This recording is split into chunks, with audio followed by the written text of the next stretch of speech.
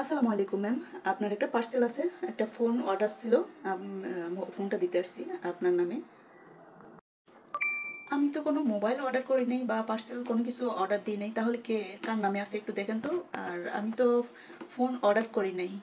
আচ্ছা, আপনি দেখেন কার নামে আছে, তাহলে আমি বুঝতে পারবো। আর আমি কোনো ফোন অর্ডার করি নাই। জি, আপনার নাম তাসলিমা মজুমদার, তো এটা তাসলিমা মজুমদার নামে অর্ডার আছে। আর 1,000 টাকা বাকি আছে, বাকি টাকা পেমেন্ট হয়ে গেছে। ঠিক আছে, দাঁড়ান, আমি টাকাটা নিয়ে আসতেছি, একটু অপেক্ষা করেন।